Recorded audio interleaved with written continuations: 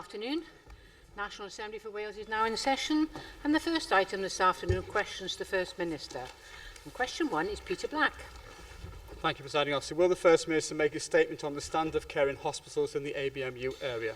Well, the vast majority of care provided in the hospitals in the ABMU area is of high quality, but appropriate action is being taken where specific concerns have been raised. I'm aware of those concerns. Well, thank you for that answer, First Minister. Can I concur with you that the vast majority of care is of a high standard? However, as you say, specific allegations were raised, and I'm told were raised with you back in June 2012 and confirmed by ABMU in autumn 2012. However, the review which you've now put underway has only come about in October, November 2013. Can I ask why there was such a delay between you being made aware of these allegations and that review being set in motion? And can you guarantee that the many complaints which are now coming forward, not least at the public meeting on the 30th of January, will be dealt with by that review? I think you're referring to matters which came to me as a constituency member and not as First Minister. I can inform the member that after the 5th of July of last year, I received no direct communication on this matter. Nevertheless, I know that the Health Minister made his announcement with regard to a review, as he will be aware.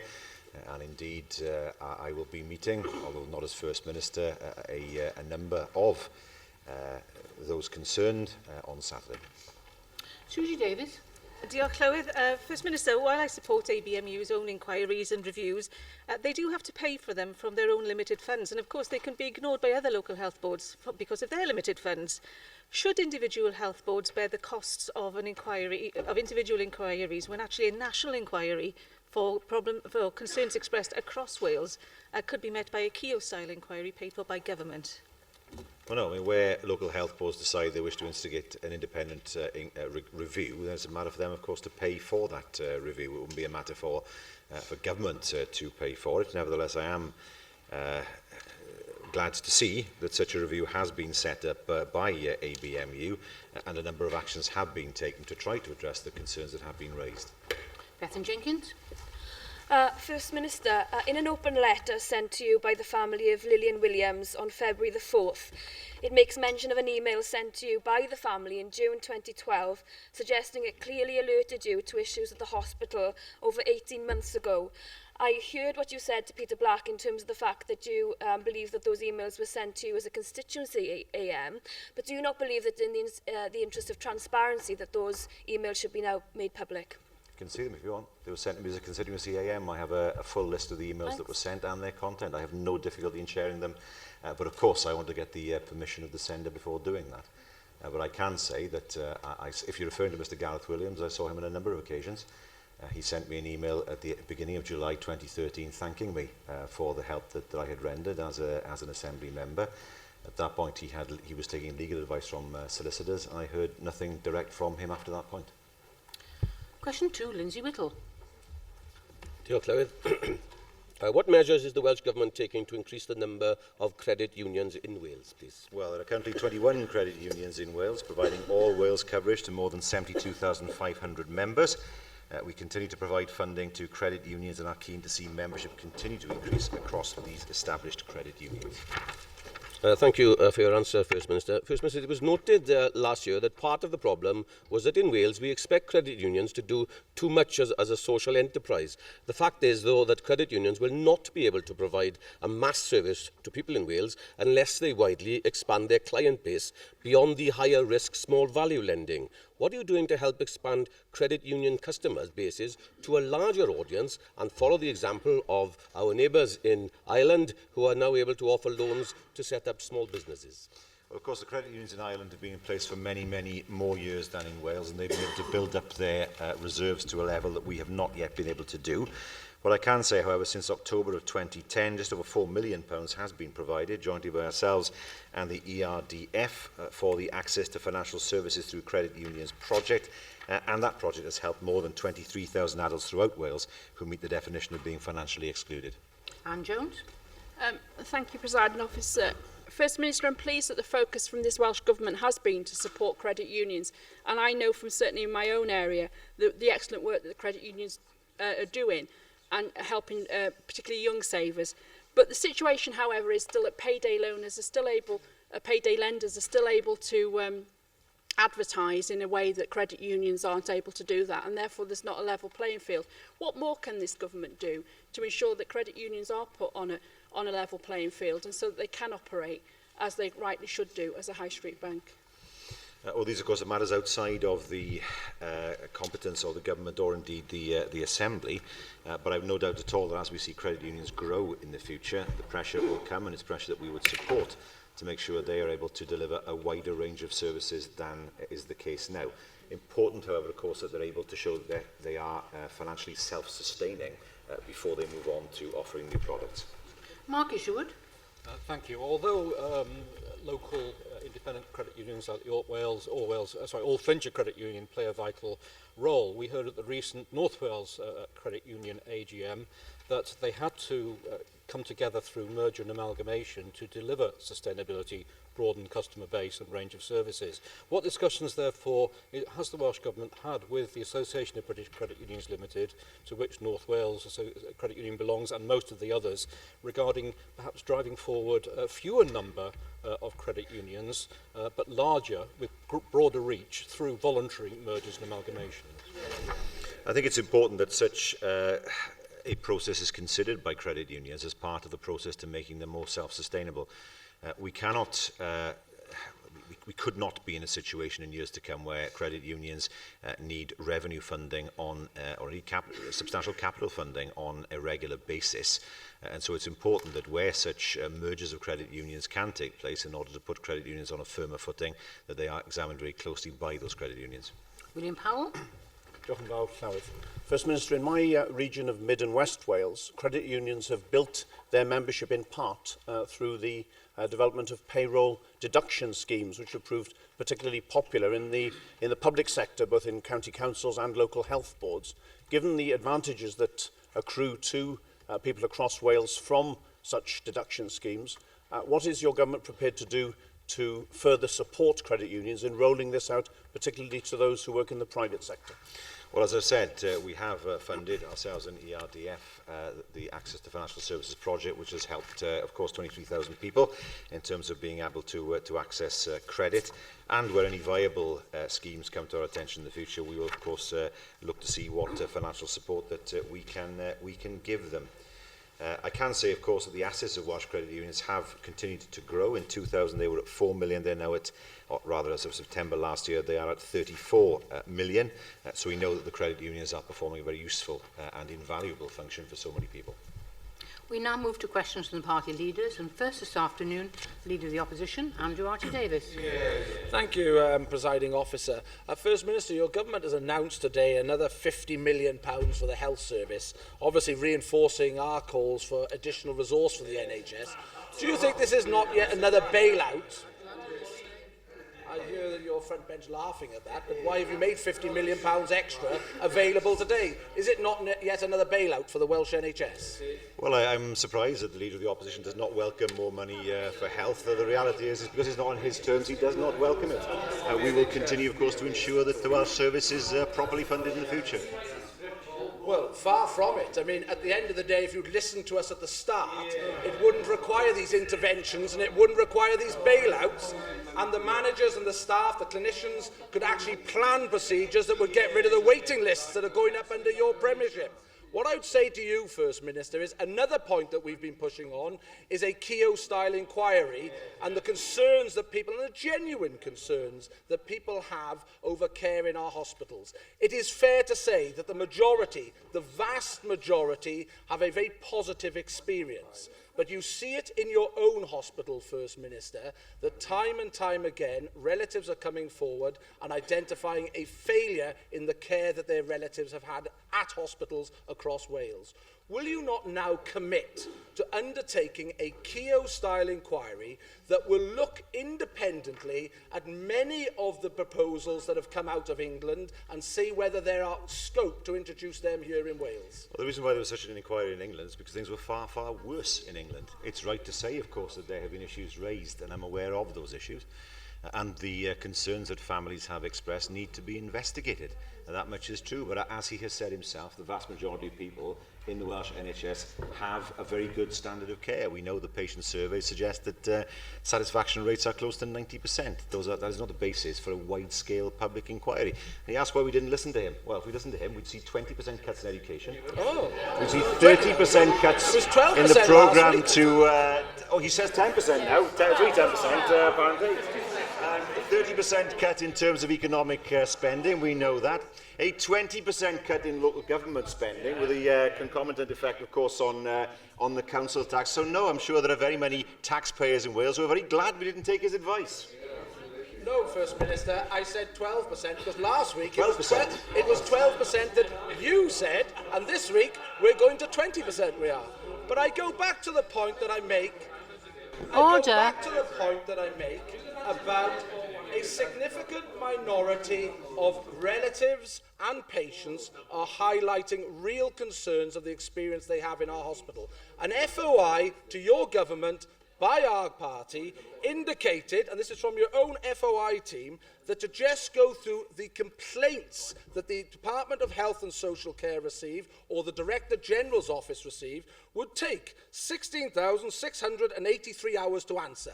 They are receiving 63 emails a day on this particular issue.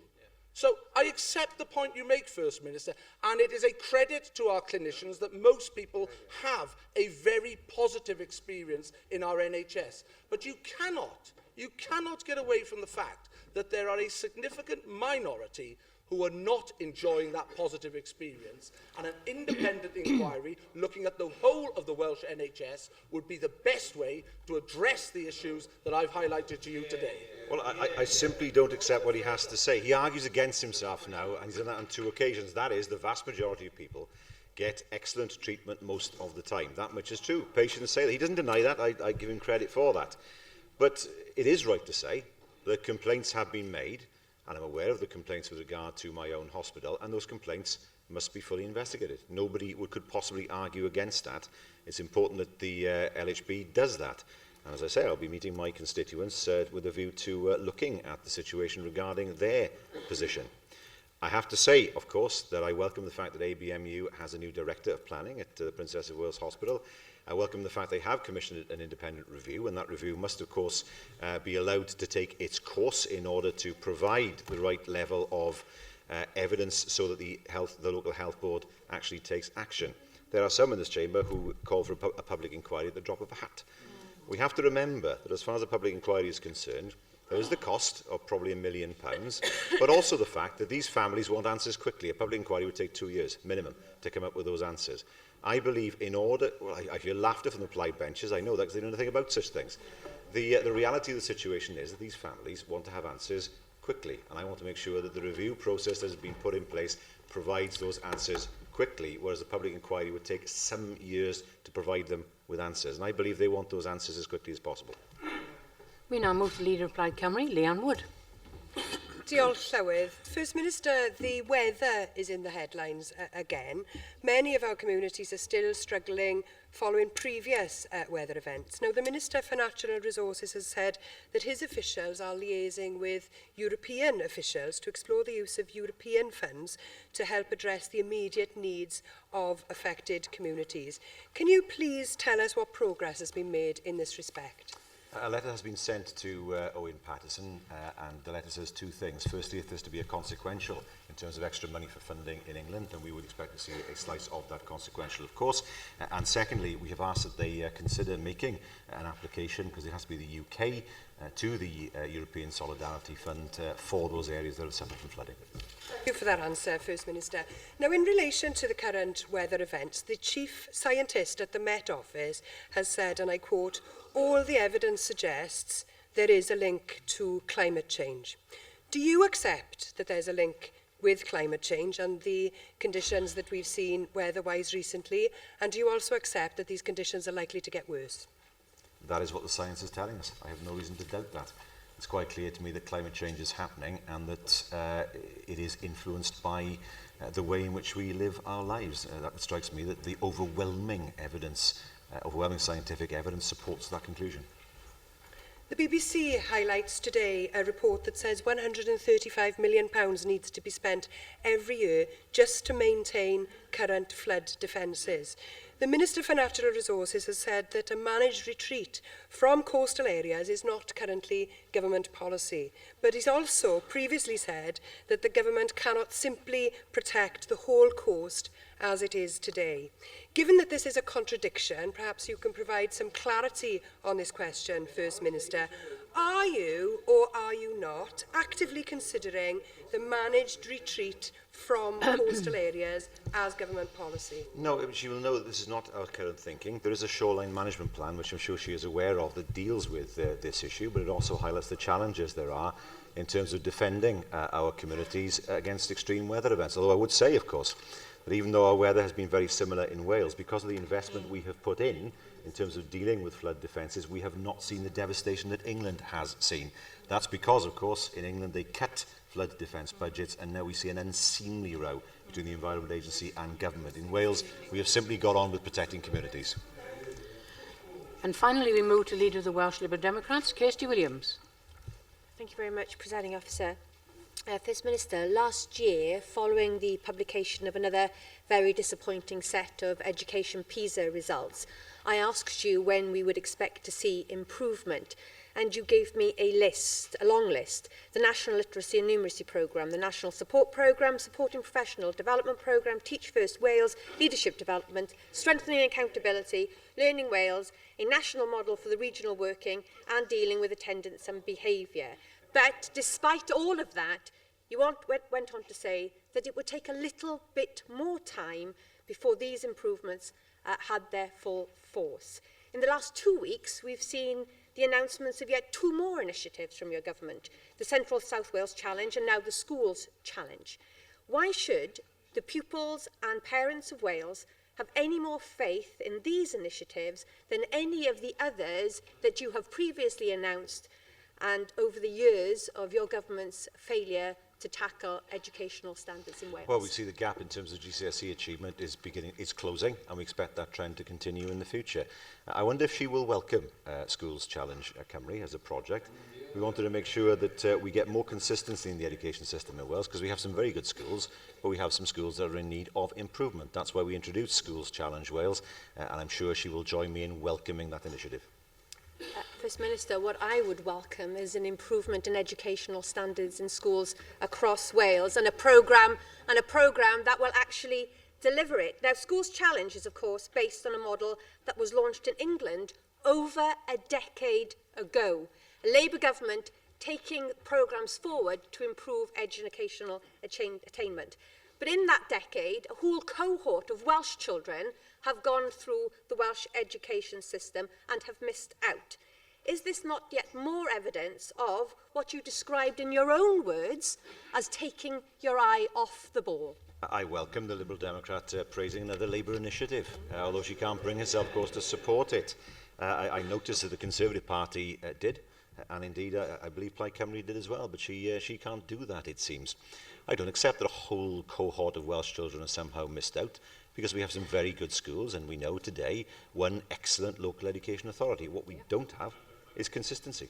What we don't have is consistency, and that's why Schools Challenge Cymru is so important in making sure that those who are at the moment at the bottom are brought up to the kind of standard that people expect and should want to see. That's why we introduced that programme. But there's no getting away from the fact that if we continue with a situation where we have 22 local education authorities where 6 are in special measures, we will never see the improvements in education that we will want to see in the future. And so that has to be tackled, as well as moving forward, of course, with those initiatives we've already announced. Can I just say, this is not Simon Thomas's question time. Could we just... Order, please. Will you listen carefully to what the Leader of the Welsh Liberal Democrats can ask in a final question? Kirsty Williams. Thank you very much, Presiding Officer. First Minister, that's one excellent LEA out of 22. Surely even you with your brass neck cannot be proud of that record. Now, last month, your minister promised a clear way forward for Welsh schools.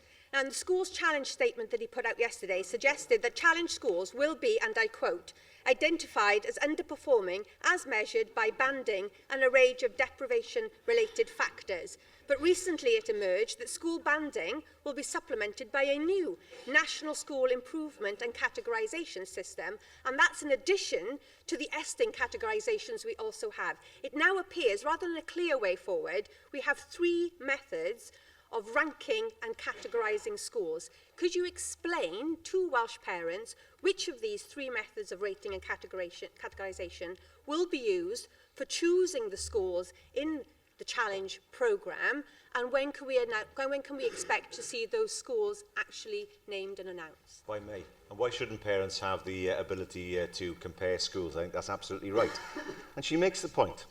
We have one excellent LEA amongst 22. Quite right. Quite right. That's a good point to make. And 6 of them are in special measures. No, we don't run the local authorities. Well, here's a question for her then. Here's a question for her. Local education authorities, 6 of them have failed. The current 22 authorities were set up by the Conservatives in the mid-90s. It is the case that those local authorities are not providing consistent education. So here is the point I want to make to her. What is most important to her? The education of children or STV? Will she support the reorganisation of local government and the strengthening of education, or is a voting system more important to her than the education of our children? We now move back to questions on the paper without help from the background. And question 3 is Andrew Archie-Davis. Thank you, Presiding Officer. First Minister, what is the Welsh Government doing to help employment in South Wales Central? Well, it's encouraging new employment continues to be a key priority for us, and we will deliver through our continued support for businesses and entrepreneurs. Thank you, First Minister. One of the key things is to advertise what South Wales Central has in particular to employers to come and locate. We have 2 enterprise zones, for example. Recently, I had the pleasure of taking the KLM flight out of Cardiff Airport over to Schiphol. There was not one single advertisement there for the 2/3 of the passengers on that plane who were related to business, I would suggest, to see what the positive news Wales could offer to them if they chose to come and locate in Wales. Not one, not in the in-flight journal, not in advertising at the airport terminal or anything. Can you please look into this, First Minister, to make sure that that offer is addressed, because we are losing a captive audience and we're losing the opportunity to promote what South Wales Central has to offer future employers. There are adverts at the airport. I don't know whether he came back through international arrivals, but if he had, he would have noticed there's a substantial amount of promotion of Wales for those arriving in Wales. In terms of tourism, in terms of the showcasing of Welsh produce, in terms of promoting Wales as a business destination. I don't know if he did that, but certainly if he has the opportunity, I'd encourage him to see what's been done there as well. Mick Anthony? No? Julie Morgan, then. Thank you, Presiding Officer.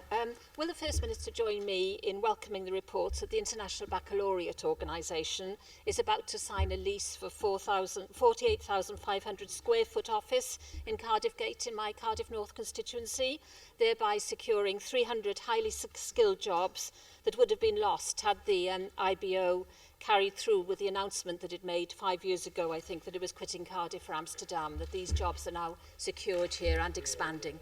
I very much welcome the fact that the IB is staying. I have to declare that some 20 years ago my wife worked for the International Baccalaureate, so I'm familiar with the organisation, but it's important for Wales that a major educational organisation wants to remain in Wales and, of course, commit itself in the way that it has. And I welcome that very much. Leanne Wood. First Minister, Plaid Cymru continues to work on plans to create new jobs, and that has been a priority throughout my leadership of the party. We're also committed to safeguarding jobs, which is why this morning I visited Cardiff Docks along with Jill Evans MEP as part of our European election campaign launch. Now, Cardiff Docks welcomes ships from throughout the EU on a daily basis, and it helps to demonstrate why it's of benefit for Wales to be an integral part of the European Union. We accept that a lot needs to change within the EU, but given that 150,000 Welsh jobs in over 500 companies depend on our access to the EU single market, and that 43% of exports went to the EU last year, will you join with me and the Party of Wales in affirming the importance of EU membership to the Welsh economy? I will, of course, but I have to say that I've lost count of the number of times that something I say is repeated back at me 3 weeks later by Plaid Cymru. Because the 150,000 jobs is something that I have used, and certainly she and I are on the same page in terms of membership of the EU. It is the reality that we have so many jobs in Wales, 150,000 of them that are reliant on our EU membership. It's a major export market, £260 million worth of EU subsidies goes to our farmers. Our farmers would not exist without membership of the EU. They would not be able to access a substantial market. They would not receive £260 million worth of subsidy. That is the reality of it. We would see a number of large companies who I believe in the longer term would leave Wales and go closer to the EU market, which is not far off 10 times the size of the UK market. And it is already the case, I'm afraid, that we have had investors who are questioning whether to come to Wales or indeed the UK because of the uncertainty over EU membership. Because it's access to that market of 500 million that is the most important thing for so many investors. Elena Parrott. Diolch Llywydd. First Minister, last summer the Welsh Government speculatively bought one capital quarter in Cardiff's enterprise zone for £15 million. As that building now nears completion, when do you anticipate being able to recoup a return on that investment? And how many jobs would you expect to see created at that location? Well, of course, we're looking to see jobs created at all enterprise zones. Some, of course, are more advanced than others, particularly D-side. Others, like Snowdonia, are a little behind in terms of job creation because of their geography, but there are indeed exciting plans for Snowdonia as well, and I expect to see all the enterprise zones delivering a substantial number of jobs, both provided and safeguarded in the future, certainly better than the performance has been in England. My geography is not very good, but I didn't think Snowdonia was actually in South Wales Central. I didn't hear the question if all of it was enterprise zones, I'm afraid, Presiding Officer. Question 4, Jonathan Saunders. Thank you, Presiding Officer. Will the First Minister make a statement on the recent Wales audit reports regarding unlawful payments in Carmarthenshire and Pembrokeshire County Councils? I welcome the publication of the reports, and of course it's important that those councils deal with those reports with the utmost seriousness. Thank you. I'm glad, First Minister, that you mentioned serious, because as regards Pembrokeshire, the Council failed to have the regard to the public sector equality duty. The decision constituted indirect discrimination. Senior officers who had a disqualifying personal and pecuniary interest in the decision participated in the decision-making process. Carmarthenshire, the report was drafted and presented by a senior officer who had a disqualifying personal and pecuniary interest. In addition, the Executive Board is coming to also the question? unlawful. First Minister, those are pretty serious findings and a total lack of corporate governance within our local authorities. And I can tell you, this has cast shockwaves now, not just across Carmarthenshire and Pembrokeshire, but within my own local authority and Will you come to authorities the in question, North Wales, please? where they actually do practice good governance. There are calls Will you come to the for question, the Chief please? Executive to be sacked. There are calls No, for... no, I'm sorry. Okay. I've asked the question now, you sit down. First Minister, will you show strong leadership as opposed to your Minister for Local Government and actually support the calls for some real action on this, so that we can actually restore public confidence in our local authorities? Yes, we will show strong leadership. It's inappropriate that councils are paying as they are. We also was in the Western Mail this morning. I am not angling for a pay rise, but I suspect that people will be surprised to see the Chief Executive of Pembrokeshire earns £65,000 a year more than the First Minister of Wales. I think that's very difficult for them to justify. I think there are serious questions that councils have to answer in terms of the way that they have paid senior officers. And as a government, we will give further consideration to what needs to be done in order to restore public confidence. Roger Glyn Thomas. I'm pleased, First Minister, that you recognise that the findings of the audit are extremely important. In the context of Carmarthenshire, would you also agree with me that it's entirely unacceptable for the Council to challenge the authority of the auditor and his report, and that they should certainly accept those findings and to take action on them immediately, and in addition that they are ignoring devolution because they are returning to the 1972 Act and entirely ignoring the 2006 order passed in this place. Will you contact the leader of that council to tell him to comply with the auditor's report and to accept devolution? It's important for any local authority to consider the law it's important for any local authority to consider any report that comes from the auditor and not just think that it's something that can be put to one side. And I don't think that any local authority should be in that situation. It's very important that Carmarthenshire and Pembrokeshire deal with this situation and then act on it. Question 5, Angela Burns. Thank you, Presiding Officer. Will the First Minister detail how outcomes are agreed and monitored with commissioners appointed by him? Well, all commissioners operate independently of Welsh ministers in order to exercise their statutory functions. Each commissioner is required to report on their activities in an annual report which is laid before the Assembly. Thank you for that. I absolutely agree with you that it's imperative that commissioners are able to be independent of government. However, a number of commissioners are on different levels of tenure, from 7 years down to 4. We have some appointed by Her Majesty the Queen, some by you, some by the Assembly. And it is very unclear as to how they can be truly held to account apart from an annual report that we may debate here. And I wondered, First Minister, if you would review how we might monitor them, because this is, after all, public money, they're performing a public service, and like all of us, they need to be totally accountable for that. I can say to the member that we are considering whether it's timely now for a full independent review regarding the Children's Commissioner, following what the Commissioner himself has said. There is an anomaly, or anomalies, as the member has rightly pointed out. No decisions have been taken yet in terms of those appointments, but I refer, of course, to what I said about the Children's Commissioner. If the decision is to review the Children's Commissioner's roles and responsibilities, then in time the same will have to apply to the others as well. Anand Roberts.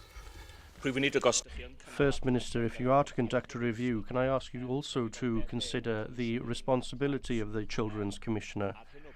At present, the system whereby there is a Children's Commissioner in England responsible for non-devolved issues is something that the UK government has failed to deal with over a period of years, and I would ask you to take that into account as part of your review.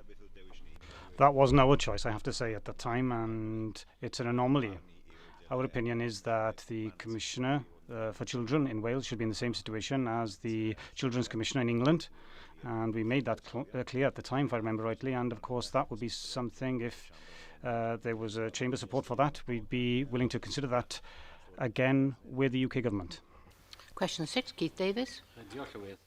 Thank you, Presiding Officer. Will the First Minister make a statement on his priorities for supporting the economy in Wales? We have taken wide-ranging actions to deliver against our priorities of supporting growth and sustainable jobs.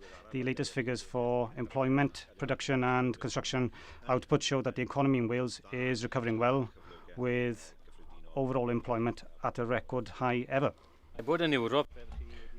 Well, being member of the European Union, as you've already mentioned in responding to Rhian Leanwood, makes a huge contribution to the Welsh economy, almost £2 billion in regional funding since 2007, which has led to £3.7 billion into the Welsh economy. And in Carmarthenshire, over 1,200 jobs have been created by the European Regional Development Fund. Do you agree with me that it's extremely important that the Welsh Government is committed to keeping Wales as a very active, positive partner within Europe? That's very important. It would only be damage made to the Welsh economy if we leave the European Union. We'd lose access to one of the biggest markets in the world at a time when the economy is growing, of course, but we know that things aren't so robust as the UK level as we'd want. But no, as I said before, as we've said as a government, and we always make the case that membership of the European Union is vital for the Welsh economy. William Graham. First Minister, you'll be aware of the comments by Emma Watkins, the Director of CBI Wales, concerning the M4 around Newport. The quality and reliability of infrastructure is of vital importance to business investment decisions, and Wales is at a risk of losing out in the race for inward investment if the resilience of our major economic corridor is not improved. First Minister, how would you agree with this assessment, and how do you intend to alleviate the problem? Indeed we do, and as the member will know, early access to borrowing powers granted to us by the UK government will enable us to put together a financial package to finance the improvements that are needed around the M4, particularly around the Brynglas tunnels. We see it, of course, as a necessary improvement that's needed to our busiest road. Alan Fred Jones. Thank you very much. Your Minister for the Economy visited the Siemens factory in Llanberis the other day. The plant employs 450 people and is a very important employer in the area, and strangely enough it's the same figure as the number of EU companies that have established here in Wales and employ large numbers of people, as Leanne Wood mentioned earlier. Would you agree that the anti-European rhetoric that the Conservatives and UKIP and others are partaking of actually puts at risk the future of workers here in Wales unless we succeed in ensuring a positive outcome if there should be a referendum? Yes, I have to say, because we know that there are a number of companies who are only in Wales because they have access to the European market. If the access is not there, or if there's any barrier to that access, they won't come, and some ultimately will leave. Why stay outside the European Union when your market is in the European Union? And of course, what will happen then is they will move to the European Union if Britain wasn't part of that market. As I said before, our membership of the European Union is vital for the future and economy of Wales. Question 7, Rhun ap Iorwerth. Thank you, President Officer. Will the First Minister make a statement on the Welsh Government priorities for the fishing sector? We have set out our priorities for the fishing sector in the Marine and Fisheries Strategic Action Plan that was launched in November last year. Thank you. You'll be aware of the real economic potential of increasing shellfish production in Wales, but the long-term viability of the industry is at risk because of the current 7-year licences being offered to fishermen, and licences in the past have been many decades long. Now, with temperatures from the beginning of next month in the Menai Strait starting to rise, now is the time to put down mussel seed, but the insecurity about the future is putting off investors. Will you act now to end delays within government in bringing in revised Menai fishing orders so we can plan for a prosperous and sustainable future for the industry? I think the member is referring to the Menai West Several Order. I assume that's what he means. I can tell him that we are looking to reach a decision on the issues that are holding up the current Several Order application for Menai West before the end of this month. Antoinette Sandbach. First Minister, we've heard much about the impacts of storms on infrastructure, but of course the storms have meant that many of our fishermen have not been able to leave port in order to undertake that activity, to go fishing, and those problems are being replicated around the UK coast as this wave of storms hits. What consideration has your government made to looking at the impact on the fishing industry in Wales, and have you made any assessment of any damage to the fishing grounds, particularly in relation to shellfish here in Wales as a result of the storms? Not as yet, but of course that would need to happen after the threat of major storms has gone, and sadly we're not in that position. A full assessment of any damage, whether it be to coastal defences or indeed to fishing grounds or indeed to the fishing industry, would have to be made once we can be reasonably sure that the current spate of extremely windy weather has disappeared. There'll be no point doing it now, clearly, but there will come a time when that will need to be done. Question 8, Russell George. Will the First Minister make a statement on how the Welsh Government supports the Citizens Advice Bureau network in Paris? Yes, in addition to the £2.2 million per annum funding for the Better Advice, Better Lives service delivered by Citizens Advice, around £1 million this year has been allocated to support frontline advice services all over Wales, and of course a proportion of this funding has gone to CABs, including the Powys CAB. Thank you for your answer, First Minister. I don't need to document, I hope, the financial position that the CAB services in Powys is finding itself in due to the potential funding cuts from Powys County Council. I understand the requirements that the council have to make in regards to savings, but I think cutting the CAB funding would be a short-term negative step. Powys, of course, has missed out on Communities First funding last year, one of only 3 authorities not to receive this funding, which was used by other local authorities to support their cab services. Therefore, First Minister, can I ask, is there any additional Welsh Government support that you have identified at this stage that the cab service in Powys may benefit from delivering government services, and what discussions have your officials had with Powys County Council and CAB to help mitigate this vital service in the future? He's, I suppose, lobbying in his role as a councillor as well there, but nevertheless, I understand the point that he's making. But what we can't do is to plug the gaps that are there, unfortunately, because of local authority cuts, nor indeed through legal aid cuts, which, of course, are cuts imposed by the UK government. But we are, of course, keen to ensure that whatever funding we can make available is used where it is needed most in the most effective way possible. I can say, of course, that last May we published the Advice Services Review report, and that review made a number of recommendations in terms of advice providers being able to identify ways in which services can be provided in the future, even considering, of course, the difficult financial climate. Joyce Watson.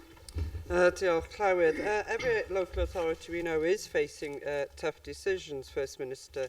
But do you support my view that councils must prioritise and protect those services that help people who've been affected worst of all by the Tory cuts and their welfare reforms? And the fact is that CAB is a lifeline for people in financial trouble, for those affected by the bedroom tax and other cruel reforms by the Tory government. And Powys CAB is the only advice service covering the whole of Powys, and Powys Council must do all in their power to protect that. I agree with what the member has said. It's important, of course, the Council examines very carefully its budget, as I'm sure it does, whilst considering, of course, the need to make sure that proper advice is available within Powys in these difficult financial times for so many people. Simon Thomas. Diolch, Llywydd. Thank you, Presiding Officer. First Minister, we all knew the excellent and praiseworthy work that the volunteers and CAB staff do in Powys, but as we are talking of a cut here which will save Powys Council £93,000 per annum, can we look at what the CAB actually brings into Powys? 2.2 million in new benefits because of the advice provided, 1.4 million in debts actually written off because of the advice that they've given to people in debt, and 8 million debts which have been renegotiated because of the information they provide. That is a value of £10 million and more to the Powys economy, and cutting £90,000 is tiny in comparison to that, and Powys must reconsider this decision. Would you agree with me on that? Well, that's something for Powys Council, of course. And it's a question for those councillors, but I don't disagree with what the member said about the value that CAB Powys does represent or creates in terms of the advice that they give to people who live in Powys. Kirsty Williams. First Minister, the extraordinary thing about the actions of Powys County Council is that they're not seeking to make a reduction in funding to CAB. They're seeking to pull all the funding all together. You say that this is a matter for the council, and you're correct, but as you've just outlined in previous answers, you as a Welsh Government give money to Powys CAB to deliver services on behalf of the Welsh Government. Should this decision go ahead, CAB offices in Powys will close and therefore will no longer be in a position to deliver the services which you have commissioned from them. Therefore, it is a matter for your government. And in that case, what will you do to ensure that the services that you want to see delivered and you've made funding available for will continue to be delivered in Powys should the council take this decision to cut all funding rather than just look to reduce funding in these straitened times? Well, these are matters, of course, ultimately for the Council. Nevertheless, we will work with and continue to work with the Independent Advice Providers Forum to ensure that advice is available. What we cannot do, unfortunately, is to fund direct, not to backfill cuts that are made by other authorities. Question 9, Nick Ramsey. That's the one. Will the First Minister outline what support his government are providing to the creative industries in Wales? Yes, we've awarded over £8 million of funding to the sector since September 2011, creating over 500 new jobs. Thank you, First Minister. As you should be aware, the CBI have called on the UK and Wales governments to, and I quote, build upon existing progress within creative industries with a coherent strategy. Now, given your recently announced proposals for a development bank, which contains, I must say, a striking similarity to some aspects of the Welsh Conservatives Invest Wales policy, can you tell us now what aspects of Welsh Conservative Destination Cymru policy your government is planning to nick to try and tilt the playing field more in favour of creative businesses' exports in Wales? When it comes to taking policies from others, one of the things that struck us as particularly ironic was the fact that his party came up with this idea of aftercare for businesses in Wales, which bears a striking resemblance to the anchor companies and all that we're doing for them. So I don't think we need any lessons in terms of policy development from the party opposite, because they seem to take our policies. One of the things we won't do, of course, is to implement their cuts. Bethan Jenkins. First Minister, a few months ago I raised with you as a government as to how S4C can become more involved in the school curriculum and discuss issues such as hyperlocal news sites and so on. Have you as a government had any discussions with S4C as they can encourage more young people to use the Welsh language out in their communities? If there was more cooperation with S4C and our local schools? Personally, I've had no discussions on that, but I will write to the member with more details. Thank you, First Minister.